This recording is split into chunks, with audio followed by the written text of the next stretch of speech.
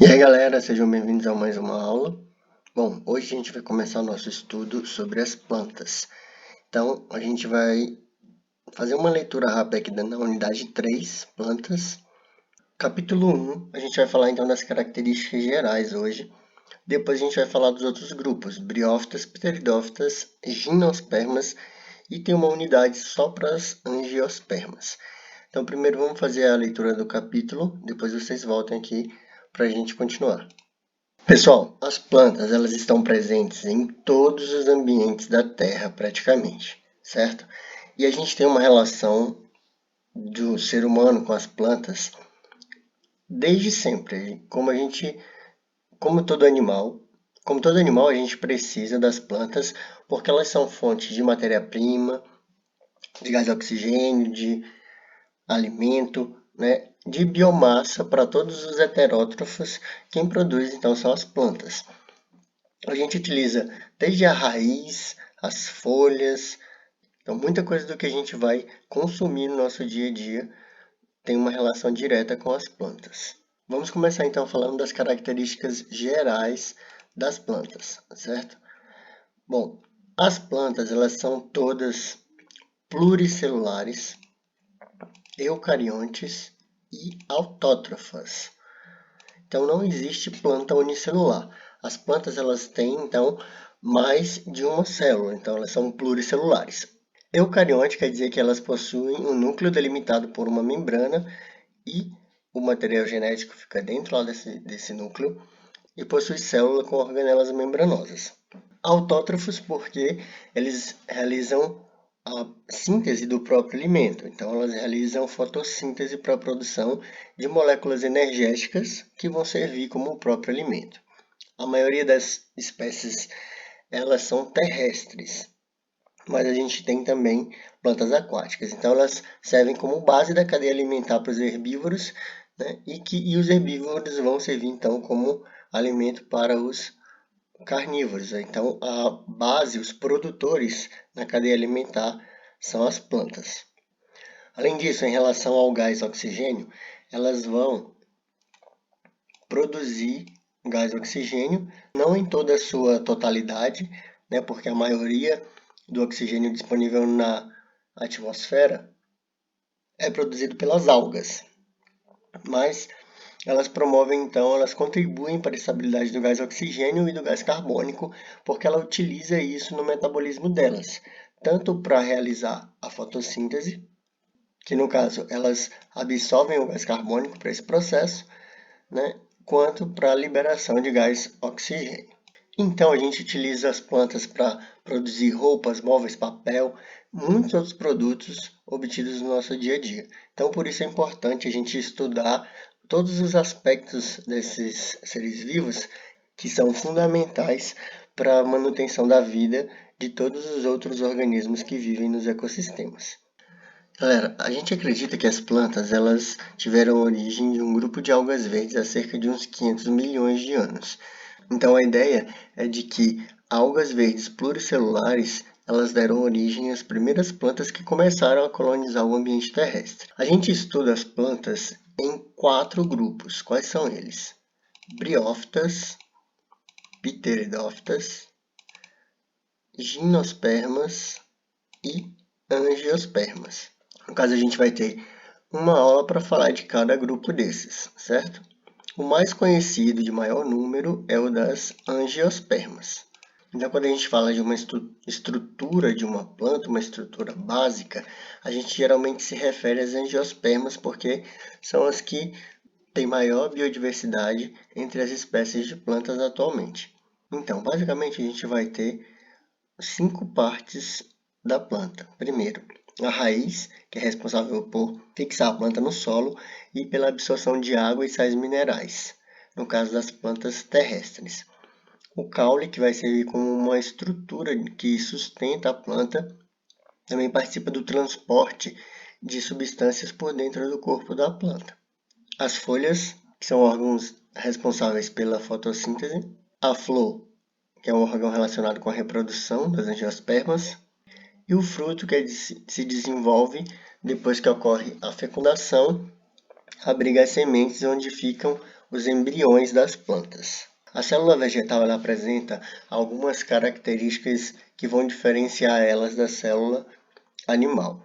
Então, a gente viu que elas são eucariontes, ou seja, a gente consegue ver aqui o núcleo, o material genético fica aqui dentro do núcleo e várias organelas membranosas. A diferença é que a célula vegetal vai apresentar algumas estruturas a mais, como por exemplo essa organela aqui, o vacúolo. O vacúolo é uma bolsa membranosa que serve para armazenar água e algumas substâncias que não podem ser descartadas da célula, como alguns tipos de metabólitos celulares, eles vão parar ali no vacúolo. Outra organela é o cloroplasto. Essas organelas membranosas, elas apresentam uma substância chamada de clorofila. Como a gente já viu, né, a clorofila ela é fundamental para a realização da fotossíntese. Então, é por causa dessa substância que a planta tem a capacidade de realizar fotossíntese. E a organela responsável por isso, que permite que todo o processo da fotossíntese aconteça, é o cloroplasto. A outra é a parede celular. Então, por fora da membrana plasmática, a gente vai ter, né, uma parede celular feita de celulose.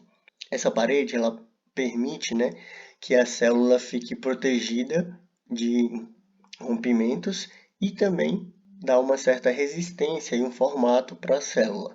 Olha só, a parede celular é composta principalmente de celulose, um tipo de açúcar altamente resistente, podendo conter lignina. A lignina é muito mais resistente que a celulose e está presente nas células que formam tecidos enrijecidos, como a madeira. No caso, a celulose ela é um carboidrato que é feito, né, de glicose. É uma cadeia longa de glicose. Porém, é um tipo de carboidrato que a gente não consegue degradar.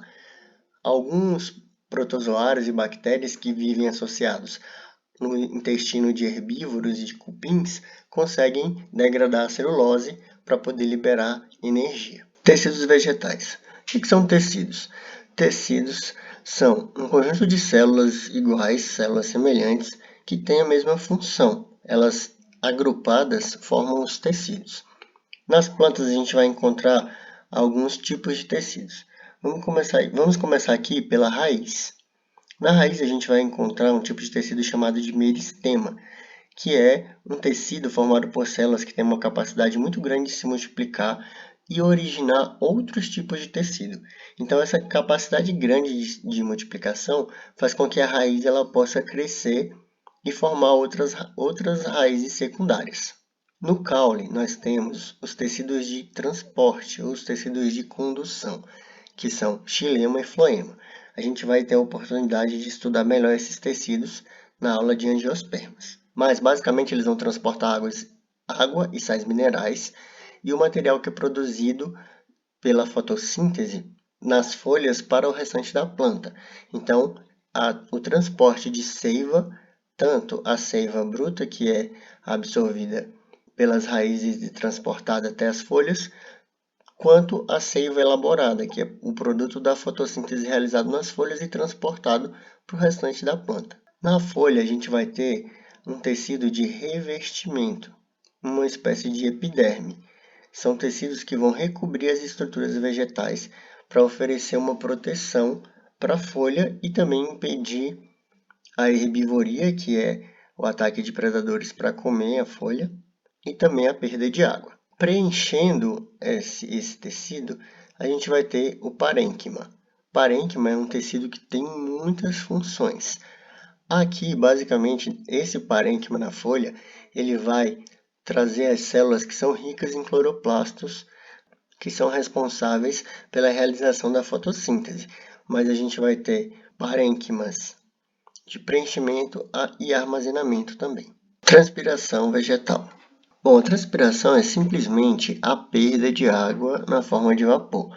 Assim como os animais, as plantas também têm a transpiração vegetal, que a gente pode chamar de evapotranspiração.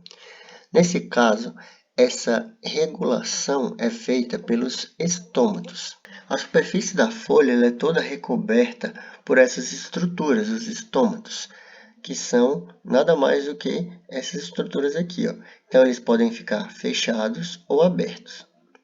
Quando eles estão abertos, a gente vai ter a passagem do vapor de água, perda de água, ou eles podem ficar fechados para evitar a perda de água. Os estômatos também eles possibilitam a troca gasosa. Então, a planta ela consegue absorver o gás carbônico do ambiente quando o estômago está aberto e também liberar o gás oxigênio que foi realizado no final da fotossíntese. Galera, os estômatos eles podem abrir e fechar dependendo de alguns fatores, tipo a disponibilidade de água e luz. Então, se tem muita água, a planta ela abre os estômatos para que ela possa liberar esse vapor de água. Isso permite com que a água que é absorvida lá das raízes, ela possa chegar até as folhas. Então, a gente vai criando um gradiente que vai liberando a água nas folhas enquanto a água é absorvida na raiz. Além disso, a gente depende também da temperatura e da concentração de gás carbônico. Tudo isso vai influenciar na regulação, em toda a fisiologia da planta, né? Quando ela for regular, quando é aberto ou fechado o estômato. Então, na maioria das plantas, os estômatos eles ficam abertos durante o dia e fechados durante a noite. Em dias mais quentes, por exemplo, a planta ela consegue intensificar essa transpiração e aí ela vai compensando essa água que é perdida, absorvendo a água lá pelas raízes. As plantas elas também realizam a respiração. Então, a respiração vegetal ela ocorre por meio da respiração celular.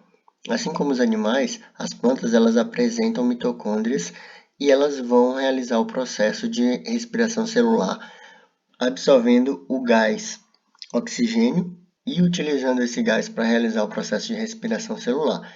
Então, as plantas também são seres aeróbios, ou seja, elas vão realizar o seu metabolismo na presença do gás oxigênio.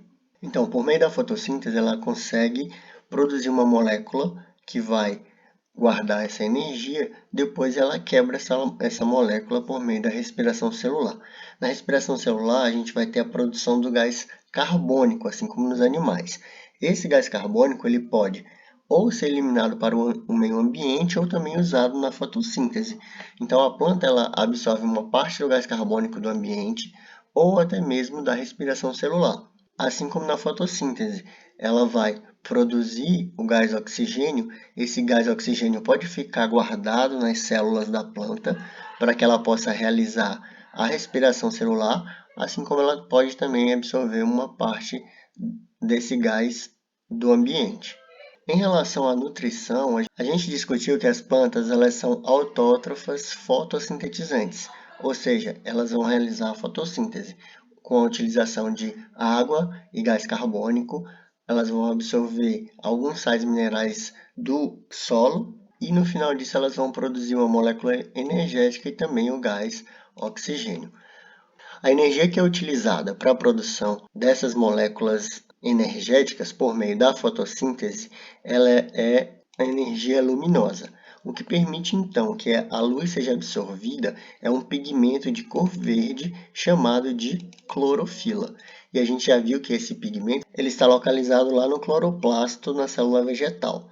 A planta, por meio desse pigmento, consegue absorver energia luminosa e fazer todo esse processo de produção de moléculas energéticas que vão servir então para que ela possa realizar o seu metabolismo. Olha só aqui, ó. O alimento produzido na fotossíntese pode ser armazenado, transportado em outras substâncias ou utilizado na respiração celular. Então, quando a gente fala que ela produz o seu próprio alimento, né, a gente está falando dessas moléculas de açúcares. E aí a planta ela utiliza isso, armazena, por exemplo, uma batata, ela é uma forma de armazenamento de amido. E o amido é um carboidrato que é uma cadeia de várias e várias moléculas de glicose. Aqui a gente tem então um esquema que representa essas trocas gasosas e a circulação dos sais minerais na planta e o seu metabolismo. Então, a raiz ela vai absorver a água, os sais minerais vão obviamente junto com a água, diluídos na água, e aí um tecido vai ser responsável por conduzir essas substâncias que a gente chama de seiva mineral ou seiva bruta para as folhas. Chegando nas folhas, a gente vai ter a absorção do gás carbônico, da luz pela clorofila, a realização da fotossíntese e a liberação do gás oxigênio. As substâncias nutritivas então produzidas, elas são transportadas por um outro tecido condutor para o caule e para as raízes de volta para liberar esses nutrientes para as outras partes da planta. Para finalizar, a gente vai ver essa parte aqui sobre as cores das plantas.